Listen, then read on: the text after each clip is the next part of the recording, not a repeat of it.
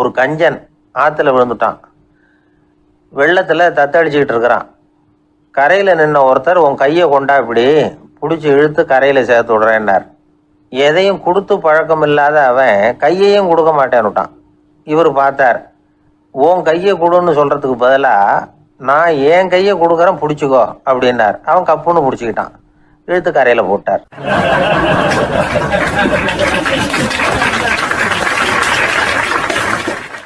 ஆயிரத்தி 1816 செப்டம்பர் மாதம் 11 பிரான்ஸ் தேசத்தில் உள்ள ஒரு மருத்துவமனை. அங்கே ஒரு இளம் டாக்டர் கொஞ்ச நாளைக்கு முன்னாடி தான் அந்த ஆஸ்பத்திரியில் புதுசாக வேலைக்கு சேர்ந்துருக்கிறார். அவர் பேர் ரெனே லெனக். அவர் அன்னைக்கு காலையில் அந்த மருத்துவமனையில் அப்படியே ரவுண்ட்ஸ் வந்துக்கிட்டு இருக்கிறார். வார்டில் ஒரு படுக்கையில் ஒரு இளம் பெண் படுத்திருக்கிறார். அந்த பொண்ணுக்கு இருதய நோயாக இருக்கலாம்ங்கிறது மற்ற டாக்டர்கள் சந்தேகம். அந்த காலத்துல எல்லாம் ஒருத்தருடைய இருதய துடிப்பை தெரிஞ்சுக்கணும்னா நோயாளியின் மார்பில் டாக்டர் காதை வச்சு பார்த்து தான் தெரிஞ்சுக்கிறது வழக்கம். ஆனால் இந்த பெண்ணும் இளம் பெண், அந்த டாக்டரும் புதுசாக சேர்ந்துருக்கிறவர். அதனால் பரிசோதனை பண்ண தயங்கினார். கொஞ்ச நேரம் யோசனை பண்ணார். திடீர்னு ஒரு ஞாபகம் வந்தது அவருக்கு. அதாவது அன்னைக்கு விடியற் காலையில் தோட்டத்தில் அப்படியே வாக்கிங் போயிட்டு இருந்தப்போ சின்ன பசங்கள்லாம் ஒரு மரக்கட்டையை வச்சு விளையாடிக்கிட்டு இருந்தாங்களாம். அதை அவர் பார்த்துருக்கிறார். அது என்ன விளையாட்டுனா, ஒரு நீளமான மரப்பலகை, அதில் ஒரு முனையில் ஒரு பையன் தன்னுடைய காதை வச்சுக்கிட்டு இருக்கிறான். மறுமுனையில் இன்னொரு பையன் அந்த மரப்பலகையை ஒரு ஆணியால் கீறிக்கிட்டு இருக்கிறான். ஒரு முனையில் ஆணியால் கீறும் பொழுது மறுமுனையில் காதை வச்சிருக்கிற பையனுக்கு அந்த சத்தம் துல்லியமாக கேட்குது. அந்த டாக்டருக்கு காலையில் பார்த்த இந்த விளையாட்டு ஞாபகத்துக்கு வந்துட்டுது. உடனே என்ன பண்ணார் தெரியுமா? ஒரு நீளமான காகிதத்தை எடுத்தார். அதை அப்படியே உருளை மாதிரி உருட்டினார். ஒரு முனையை அந்த நோயாளியின் மார்பில் இடது பக்கம் வச்சார். இன்னொரு முனையில் தன்னுடைய காதை வச்சார். என்ன ஆச்சரியம்! நோயாளியின் மார்பில் நேரடியாக காதை வச்சு கேட்குறத விட துல்லியமாக கேட்டுது இதய துடிப்பு. இதய துடிப்பு மட்டும் இல்லை, மூச்சு இழுத்து விடுறது, திரவ பொருள்களின் அசைவு, எல்லா சத்தமும் தெளிவாக கேட்குது. கிரேக்க மொழியில் ஸ்டெத்தாஸ் அப்படின்னா மார்பு, ஸ்கோப்பின் அப்படின்னா பார்ப்பதுன்னு அர்த்தம். அதனால் டாக்டர் ரெனே லெனக் தான் கண்டுபிடிச்ச கருவிக்கு ஸ்டெத்தஸ்கோப் அப்படின்னு பேர் வச்சார். அவரே முதல் மாடலையும் செஞ்சார். அளவு ரொம்ப பெருசாக இருந்தது, சுலபமாக எடுத்துகிட்டு போகிறது கஷ்டம், அது அவ்வளோ கஷ்டமாக இருந்தது அது. அதனால் அவரே அதை அப்புறம் 2 பிரிவாக தயார் பண்ணார். இது 2 துண்டையும் டாக்டர் தன்னோட கோட்டு பாக்கெட்டில் வச்சுக்கலாம், தேவைப்படுறப்ப எடுத்து ஒன்றா சேர்த்துக்கலாம். இப்படி தான் அவர் ஆரம்பத்தில் பண்ணார். தன்னுடைய இந்த கண்டுபிடிப்பை பற்றி அவர் ஒரு புத்தகம் எழுதினார். நிறைய விற்றுது, புகழும் பணமும் சேர்ந்தது. பணமும் புகழும் சேர்ந்தது மாதிரியே அவருக்கு ஒரு நோயும் சேர்ந்தது. அது என்ன நோயின்னு கண்டுபிடிக்கிறதுக்கும் அவர் கண்டுபிடிச்ச கருவி தான் உபயோகப்பட்டு தான். அவரே அதை கண்டுபிடிச்சார். அவருக்கு வந்திருந்தது காச நோய். 1826 ஆகஸ்ட் மாதம் 13 உலகத்தின் முதல் ஸ்டெதஸ்கோப்பை கண்டுபிடிச்ச டாக்டர் ரெனே லெனக் காலமானார். அவர் சாகிறதுக்கு முன்னாடி மரத்தால் செஞ்சு வச்சுருந்த ஸ்டெதஸ்கோப்பை தனக்கு வேண்டியப்பட்ட ஒரு டாக்டர்கிட்ட கொடுத்து, என்னுடைய சொத்துக்கள்லேயே ரொம்ப வசந்தது அப்படின்னு சொன்னாராம். அதுக்கப்புறம் 3 வெள்ளைக்காரங்க சேர்ந்து இந்த கருவியில் சில மாற்றங்களை பண்ணாங்க. ஆனால் 1829 லண்டனில் டாக்டர் நிக்கோலஸுங்கிறவர் ஒரு காதால் இதய துடிப்பை கேட்குறத விட டாக்டர் 2 காதாலையும் கேட்கறது தான் சரியாக இருக்கும் அப்படின்னு ஒரு கருத்தை வெளியிட்டார். அதுக்கப்புறம் ரொம்ப காலம் கழித்து 1852 ஜார்ஜ் காமான் அப்படிங்கிறவர் ரப்பர் டியூபுகளை உபயோகப்படுத்தி 2 காதாலையும் கேட்குற மாதிரி ஒரு புதிய வடிவத்தை அதுக்கு கொடுத்தார். அதுக்கு பிறகு அது படிப்படியாக எவ்வளவோ மாற்றங்கள் இருந்தாலும் ஆரம்பத்தில் டாக்டர் ரெனே லெனக் உருவாக்கின அடிப்படை மாடலை யாரும் மாற்றி அமைக்கலைங்கிறது தான் முக்கியமான விஷயம். நமக்கு தெரிஞ்ச ஒரு ஆஸ்பத்திரி, அதில் ஒரு நோயாளி, காலை நேரத்தில் நர்ஸு அந்த பக்கமாக போயிட்டு இருந்தாங்க. அதை பார்த்துட்டு ஒரு நர்ஸுன்னு கத்துறாரு. நர்ஸு அவசரமாக ஓடி என்ன விஷயம்னு கேட்டாங்க. சிஸ்டர், இங்கே பாருங்கள், உங்கள் டாக்டரை என் நெஞ்சில் ஒரு காதை வச்சு கேட்டுக்கிட்டு இருக்கிறார் அப்படின்னார் நோயாளி. சிஸ்டர் பதட்டப்படாமல், அதனால் என்ன, இந்த டாக்டர் பழமையான விஷயங்களில் ரொம்ப நம்பிக்கை உள்ளவர், அதனால் ஸ்டெதாஸ்கோப்பை உபயோகப்படுத்தாமல் காதை வச்சு கேட்குறார், அது ஒன்றும் தப்பு இல்லை அப்படின்னாங்களாம். ஐயோ, அதுக்காக இல்லை சிஸ்டர், இவர் என் நெஞ்சு மேலே தலையை வச்சது நேற்று ராத்திரி 9 மணி, இப்போ விடிஞ்சு போச்சு, இன்னமும் தலையை எடுக்கவே இல்லை, அதுக்காக தான் சந்தேகப்பட்டு உங்களை கூப்பிடுறேன் அப்படின்னாராம். இந்த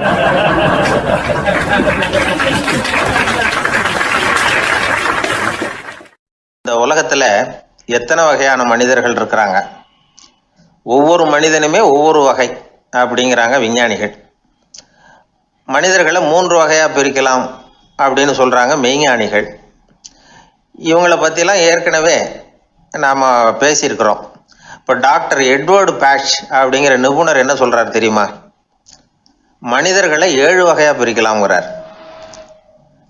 மனிதர்களின் மனநிலை அடிப்படையில் அவங்கள 7 விதமாக வகைப்படுத்துகிறார் அவர். சரி, அது என்ன 7 வகை? முதல் வகை என்னன்னா பயந்த குணம் உள்ளவங்க. சார் ரொம்ப பயந்த சுபாவம், வீட்டில் கூட வாயே திறக்க மாட்டார், சாப்பிட போகிறப்ப மட்டும்தான் கொஞ்சம் வாயை திறப்பார், அப்புறம் மூடிக்குவார் அப்படின்னு சில பேரை பற்றி நாம் பேசிக்கிறது உண்டு. இவங்கெல்லாம் இந்த வகை, அதாவது பயந்த குணம் உள்ளவர்கள் அப்படிங்கிற முதல் வகை.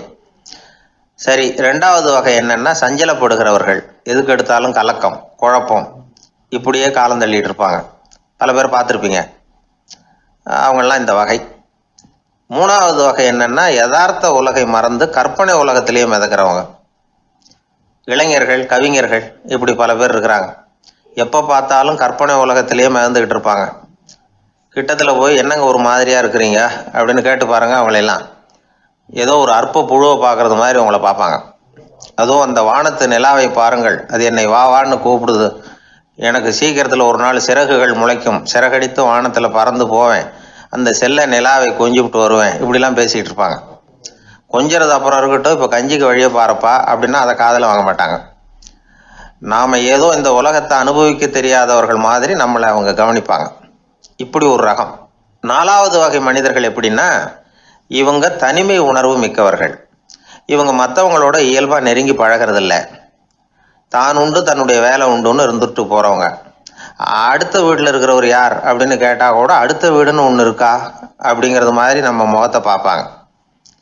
அவங்ககிட்ட மேற்கொண்டு நாம் என்னத்தை பேச முடியும்? இப்படி ஒரு வகை. 5வது வகை மனிதர்கள் எப்படின்னா, இவங்க மற்றவங்க செல்வாக்குக்கு உட்பட மறுப்பவர்கள். அடுத்தவங்களோட செல்வாக்குக்கு இவங்க ஆட்படுறதில்ல. நான் யார் தெரியுமான்னு கேட்டால் அதை தெரிஞ்சுட்டு எனக்கு என்ன ஆக போகுதும்பாங்க.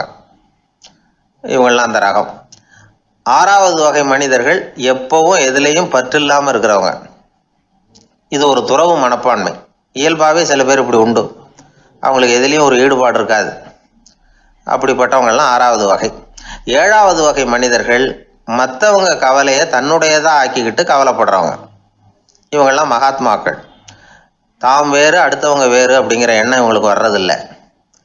அதனால் அடுத்தவங்களுக்கு ஒரு துன்பம் வந்ததுன்னா இவங்களால சும்மா இருக்க முடியறதில்லை. ஆக கூடி இப்படி 7 விதமான மனிதர்களை அடையாளம் காட்டுறார் அந்த நிபுணர்.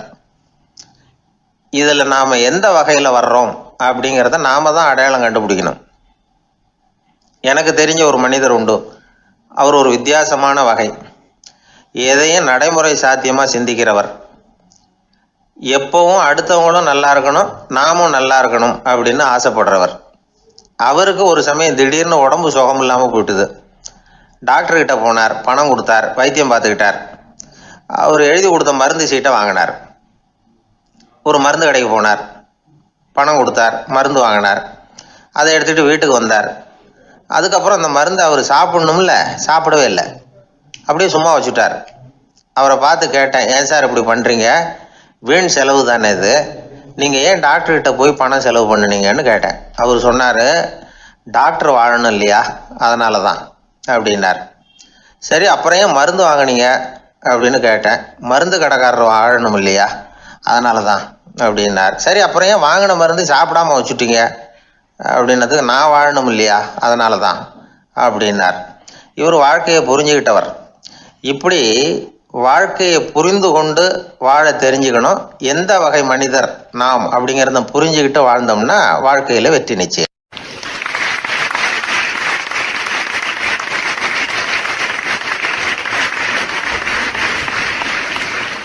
எதிர்காலத்தை நினைச்சா எனக்கு ரொம்ப பயமா இருக்கு சார் அப்படின்னு சொல்றவங்க நிறைய பேர் இருக்கிறாங்க. அதாவது பயப்படாத மனிதர்கள்னு யாருமே கிடையாது. ஒவ்வொருத்தருக்கும் ஒவ்வொரு விதமான பயம் இருந்தாலும் ஒட்டுமொத்தமா பார்க்குறப்போ மனிதனுக்கு 6 விதமான பய உணர்வுகள் வரலாம் அப்படின்னு பெரியவங்க சொல்றாங்க. எல்லா விதமான பயமும் இந்த 6 வகைக்குள்ள அடக்கம். அந்த 6 வகை பயமும் 6 எதிரிகள் மாதிரியாம். 6 எதிரிகளையும் புரிஞ்சுக்கிட்டோம்னா போதும், வாழ்க்கையில சுலபமா வெற்றி அடைய முடியும். சரி, அந்த 6 வகை பயம் என்னென்ன அப்படின்னு பார்ப்போம். முதல்ல வறுமை பற்றிய பயம், 2வது பழிச்சொல் பற்றிய பயம், 3வது உடல் நலம் பாதிப்பு பற்றிய பயம், 4வது என்னன்னா காதல் தோல்வி, 5வது முதுமை, 6வது மரணம். அதாவது பயப்படுறதுங்கிறது ஒரு மனநிலை தான். இந்த மனநிலையை கட்டுப்படுத்த முடியும், திசை திருப்ப முடியும். சரி, இந்த பயங்களின் அறிகுறிகள் எப்படி இருக்கும்? வறுமை பற்றிய பயம் அப்படின்னு முதல்ல சொன்னோம் இல்லையா, அந்த பயத்தின் அறிகுறிகளை தெரிஞ்சுக்குவோம். எதுலேயும் அக்கறை இல்லாமல் இருக்கிறது, ஒரு குறிக்கோள் இல்லாமல் இருக்கிறது, வறுமையை சகிச்சுக்கிறது, வாழ்க்கையில் கிடைக்கிறது எதுவாக இருந்தாலும் ஆட்சேபனை இல்லாமல் ஏற்றுக்கிறது, மனசாலும் உடம்பாலும் சோர்ந்து போயிருக்கிறது, ஆர்வம், முனைப்பு, கற்பனை திறன் எதுவுமே இல்லாமல் இருக்கிறது. இதெல்லாம் தான் அந்த வறுமை பற்றிய பயத்தின் அறிகுறிகள். அந்த அடுத்தது ஒன்று பார்த்தோமே, பழிச்சொல் பற்றிய பயம். அதாவது அடுத்தவங்க நம்மளை குறை சொல்லி விடுவாங்களோ அப்படிங்கிற பயம். இதுக்கு அறிகுறி என்ன தெரியுமா?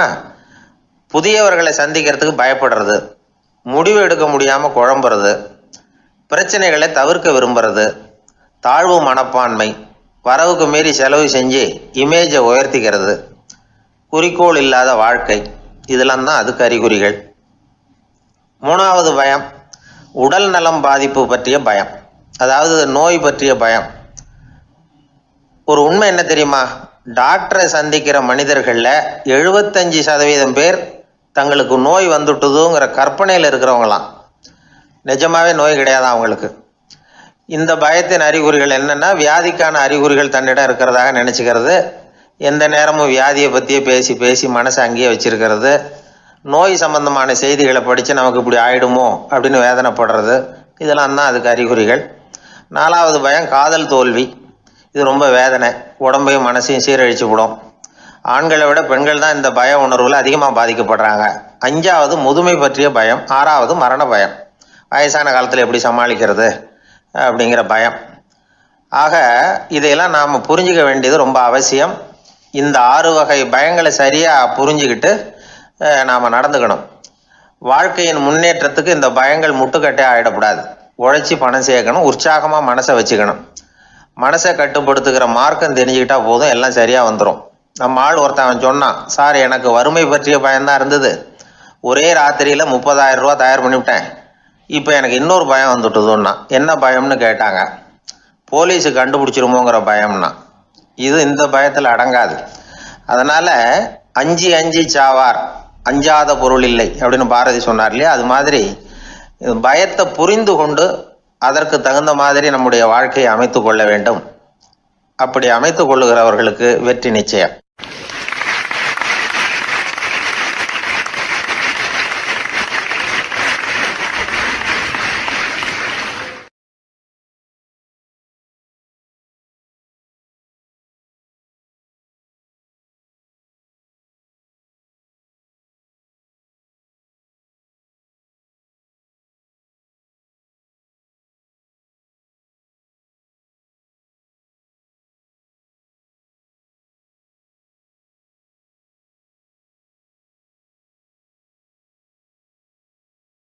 ஆர்வமா பார்த்தா இவன் காலடிக்கு பின்னாடியும் தொடர்ந்து இன்னொரு காலடி வந்துகிட்டே இருந்தது. கடைசி வரைக்கும் தொடர்ந்து இருந்தது. என் பின்னாடி நீங்க வந்திருக்கீங்க போல இருக்க அப்படின்னா கடவுள்கிட்ட. அதுக்கு கடவுள் சொன்னாரு, அப்படி இல்லப்பா, அது ரெண்டுமே உன்னோட காலடிகள் தான். எப்ப பார்த்தாலும் நீ குடி போதையில 2 ஆசாமியாவே இருந்திருக்கிற, அப்படியே வாழ்க்கையை முடிச்சுக்கிட்டு நேரா இங்க வந்து சேர்ந்திருக்கிற அப்படின்னு அதுக்கு விளக்கம் கொடுத்தாரு.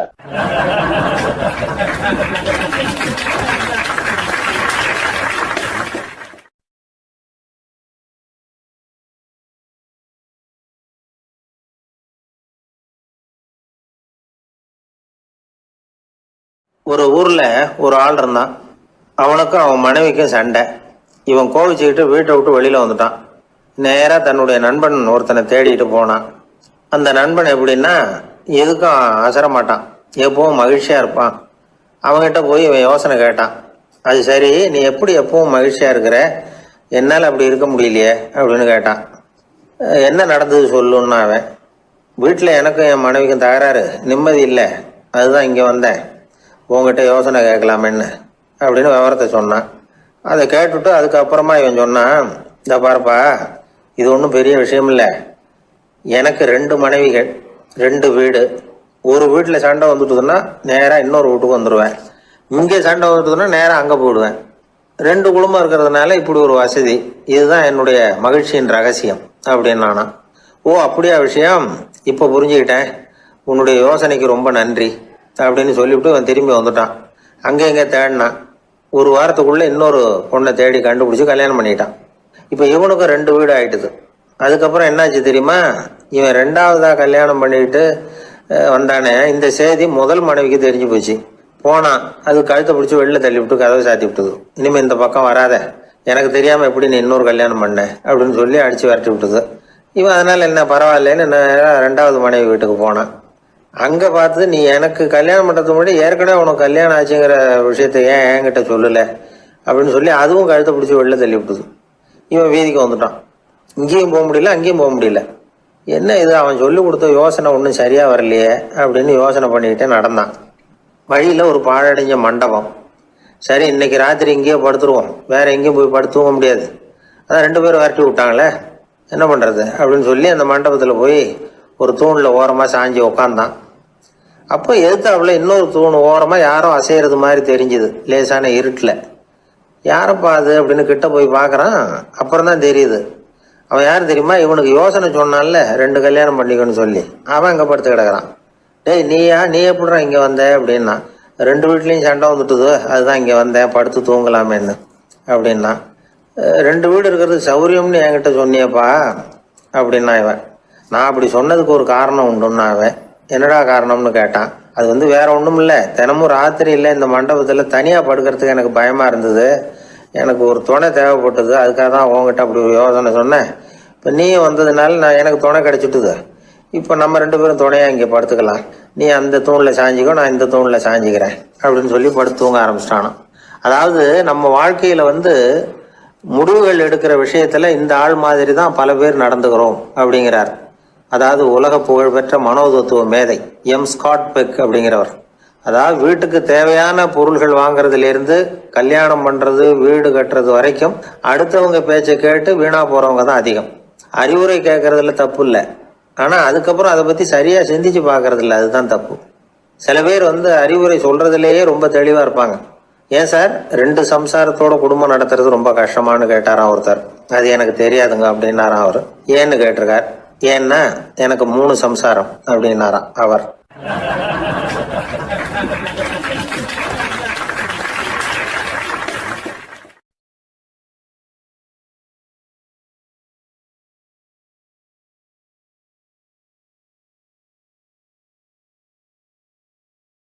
ஒரு புகழ்பெற்ற ஜப்பானிய சாமுராய் வீரன், வாள் வீசுறதுல ரொம்ப கெட்டிக்காரன். ஒரு கடுமையான போரில் கலந்து கொண்டுட்டு களைச்சி போய் திரும்பி வந்தான். படுக்கையில் விழுந்தான். பக்கத்தில் என்னமோ சத்தம் கேட்டுது. திரும்பி பார்த்தான். ஒரு எலி அவனை முறைச்சி பார்த்துக்கிட்டு இருந்தது. உடனே வாளை உருவனா வீசினான். அது தப்பிச்சிட்டு ஓடி போச்சு. எவ்வளோ முயற்சி பண்ணி பார்த்தா முடியல. கடைசியில் அந்த வாள் முறிஞ்சு போனது தான் மிச்சம். ஒரு பக்கம் அவனுக்கு இது அவமானமாக போயிட்டுது, இன்னொரு பக்கம் பயமாக போயிட்டுது. எவ்வளவோ போர்களில் எதிரிகளை பந்தாடினவன் அவன் ஒரு எலிகிட்ட தோற்று போய்டுறதா அவனால் சகிச்சிக்க முடியல. மனைவிகிட்ட சொன்னான் இப்படி நடந்துட்டுதுன்னு. அவன் சிரிச்சா. உங்களுக்கு புத்தியே இல்லை, எலியை போய் யாராவது வாளால் வெட்டுவாங்களா அப்படின்னு அந்த அம்மா சொன்னதும், நீ என்ன சொல்கிறேன்னா, ஒரு பூனையை கொண்டுட்டு வந்துட்டா போதும், அதுக்கப்புறம் ஏன் எலி வரப்போகுது அப்படின்னு அந்த அம்மா. உடனே ஒரு பூனை வந்து சேர்ந்தது. அது சாதாரண பூனை இல்லை, வீர சாகசங்கள்லாம் செஞ்சு பழக்கப்பட்ட பூனை. பெரிய இடத்துல வளர்ந்தது. அதை கொண்டுட்டு வந்துட்டாங்க. அந்த பூனை குறி பார்த்து எலி மேலே பாஞ்சுது. ஆனால் அந்த எலியை சுலபமாக தப்பிச்சு போட்டுது. அடுத்தபடியாகவும் பாயறதுக்கு முயற்சி பண்ணிச்சு அந்த பூனை. ஆனால் அந்த எலியோ ரொம்ப தந்திரமாக திடீர்னு அந்த பூனையின் முகத்துக்கு நேராக பாஞ்சுது. அவ்வளவுதான். அந்த பூனை பயந்து போய் ஒரே தாவி ஜன்னல் வழியாக வெளியில் ஓடிப்போச்சு. அந்த வீரனுக்கு இது ஒரு பெரிய அதிர்ச்சியாக இருந்தது. அடுத்தபடியாக யோசனை பண்ணான். ராஜா வளர்த்துக்கிட்டு இருந்த அரண்மனை பூனையை ஒரு நாள் இரவலாக கேட்டு வாங்கிட்டு வந்தான். ஊர் உலகம்லாம் பேர் வாங்கின பூனை இது. அந்த பூனையாலும் அந்த எலியை ஒன்றும் செய்ய முடியல. வீரனுக்கு ரொம்ப அதிர்ச்சி. அந்த அரண்மனை பூனைகிட்டேயே போய் புலம்புனான். அரண்மனை பூனையே, நீயே தோற்று போயிட்டியே, இனிமேல் நான் என்ன செய்ய முடியும்னா. அந்த பூனை சிந்திச்சுது. அப்புறம் சொல்லிச்சு, இந்த காரியத்துக்கு இந்த மேல்மட்ட விவகாரம்லாம் சரிப்பட்டு வராது. சாதாரண வீட்டு பூனை கிடச்சிதுன்னா அதை கொண்டுகிட்டு வந்து விட்டுப்பார் அப்படின்னுது. சாதாரண பூனையால் என்ன செஞ்சிட முடியும்னா இவன் நம்பிக்கை இல்லாமல். இப்போது அந்த அரண்மனை பூனை சொல்லிச்சு, பெரிய வீட்டு பூனையெல்லாம் நல்லா சாப்பிட்டு தூங்கி பழக்கப்பட்டிருக்கோம். அதுக்கெல்லாம் ராஜதந்திரம் தெரியும், ஆனால் எலி பிடிக்க தெரியாது. அதுக்கான வளர்ப்பும் இல்லை, பயிற்சியும் இல்லை. ஏன்னா அதுக்கெல்லாம் பசி கிடையாது. சாதாரண வீட்டு பூனை அப்படி இல்லை, பசிக்கு ஆகாரம் தேடி அலையும். எலிகளை பிடிச்சி சாப்பிட்டுட்டு தான் உயிர் வாழும். அதனால் அதுகளுக்கு எலியை பிடிக்கிற எல்லா உத்திகளும் தெரியும், எங்களுக்கு தெரியாது அப்படின்னுது. அது சரியே, அதுவும் பூனை தான், நீயும் பூனை தான். அதால் முடிகிற காரியம் ஏன் உன்னால் முடியல அப்படின்னு கேட்டான் இவன். இதுக்கு அந்த பூனை சொல்லிச்சு, இதே கேள்வியை நானும் கேட்டேன். உன்னுடைய தந்திர முறை என்னன்னு கேட்டேன். அதுக்கு பதில் சொல்லாமல் படுத்து தூங்கி போச்சு. அதை மறுபடியும் எழுப்பி கேட்டேன். அதுக்கு கோவம் வந்துட்டுது. இதில் என்ன தந்திர முறை வேண்டியிருக்கு? நான் ஒரு பூனை, அவ்வளவுதான். பூனைன்னா பூனை, பூனை எலியை பிடிக்கும், நான் எலியை பிடிக்கிறேன், அவ்வளவுதான்னுது அப்படின்னு சொல்லி விவரமாக சொல்லிச்சு அந்த அரண்மனை பூனை. உடனே ஒரு சாதாரண பூனையை கொண்டுட்டு வந்துட்டாங்க. கொண்டாந்து விட்டால் அது பார்க்குறதுக்கு ரொம்ப சாதாரணமாக தெரிஞ்சுது. இந்த வீரனுக்கு நம்பிக்கை வரல. இருந்தாலும் அதை கொண்டுட்டு வந்து வீட்டுக்குள்ளே விட்டான். ஒரே நிமிஷம் அந்த எலியை கவிட்டு வெளியில் ஓடி போச்சு. மேலிடத்து பூனைகள்லாம் இதை வேடிக்கை பார்த்துக்கிட்டு வெளியில் நின்றுக்கிட்டு இருக்குது. எல்லாரும் மெதுவாக அந்த பூனையை நெருங்கி, உங்கள்கிட்ட அப்படி என்ன தனிப்பட்ட திறமை, அதோட ரகசியம் என்னன்னு கேட்டாங்க. அந்த சாதாரண பூனை ரொம்ப சாதாரணமாக சொல்லிச்சான், அதெல்லாம் எனக்கு தெரியாது, நான் பூனை, அவ்வளவுதான், நீங்களும் பூனையாக இருங்கோ அப்படின்னு சொல்லிவிட்டு அந்த பூனை தன்னுடைய வாயில் கவிய எலியோடு அங்கேருந்து நடந்து போச்சு. இந்த கதையிலேருந்து நாம் புரிஞ்சிக்க வேண்டிய தத்துவம் என்னென்னா, நீயாக இரு. இதுதான் அந்த தத்துவம். நம்ம ஒவ்வொருத்தருக்கு உள்ளேயும் ஒரு தனித்தன்மை இருக்குது. இதை அவங்கவுங்க புரிஞ்சுக்கிட்டு உண்மை இயல்பு புரிஞ்சுக்கணும். நம்முடைய இயல்பு என்னங்கிறது நமக்கு தெரியணும். அதை கண்டுபிடிக்கிறது தான் உண்மையான கலை. ஒரு பெரிய மனுஷன் வாயை அகலமாக திறந்து வச்சுட்டு தூங்கிட்டு இருந்தான். உடனே ஒரு எலி உள்ளே பூந்துட்டு தான். வீட்டு வேலையாள் டாக்டருக்கு ஃபோன் பண்ணான், எங்கள் முதலாளி வாய்க்குள்ளே ஒரு எலி பூந்துட்டுது டாக்டர் அப்படின்னா. நான் உடனே புறப்பட்டு வரேன், அதுக்கு முன்னாடி நீ ஒரு ரொட்டி துண்டை எடுத்து ஒரு வாய்க்கு முன்னாடி காட்டு, உள்ளே போன எலி வெளியில் வந்துடும்னார் டாக்டர். சரின்னு சொல்லிவிட்டான். கொஞ்ச நேரத்தில் டாக்டர் அங்கே போய் சேர்ந்தார். அப்போ வேலைக்காரன் ஒரு பெரிய மீனை அவர் வாய்க்கு நேராக இப்படியும் இப்படியும் ஆட்டிக்கிட்டு இருந்தான்.